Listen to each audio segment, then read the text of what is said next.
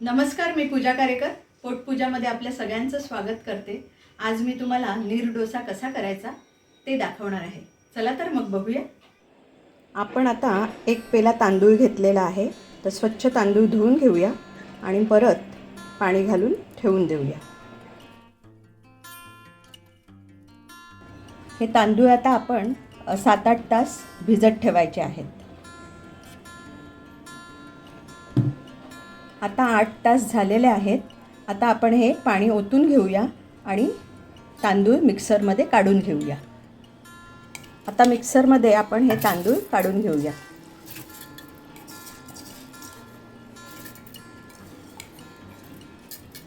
यामध्ये आपण हे ओलं खोबरं घालणार आहोत, साधारण पाऊण वाटी। यामध्ये पाणी घालून आपण आता हे मिक्सरला वाटून घेऊया। आता आपलं हे मिक्सरला बारीक करून झालेलं आहे।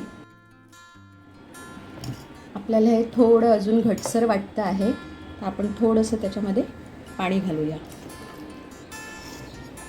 कारण ते एकदम पातळ करायचं असतं।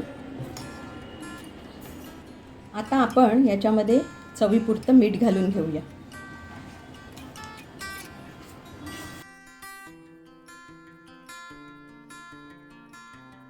आता आपण चटणी करून घेऊया।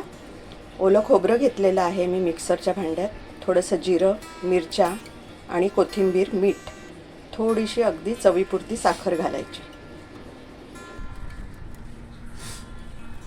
आता आपण हे मिक्सरला वाटून घेऊया। आता आपली चटणी तयार आहे। आता आपण नीर डोसे काढून घेऊया।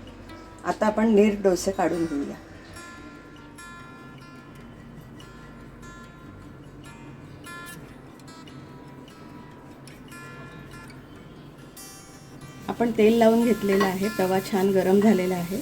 गॅस मोठाच ठेवायचा आहे आपल्याला।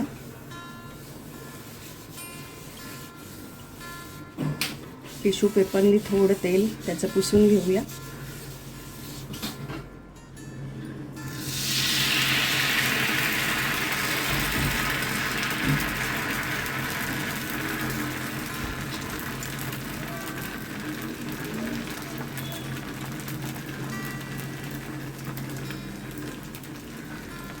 अगदी 2 मिनिटं लागतात आपल्याला हा डोसा होण्यासाठी। साइडने असं सुटायला लागलं की डोसा झालाय असं समजायचं।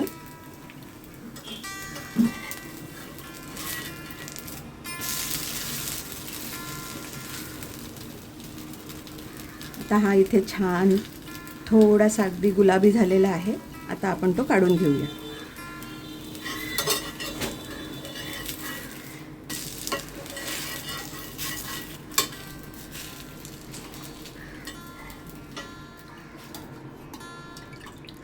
हे इतकं पातळ आपण करून घेतलेलं आहे।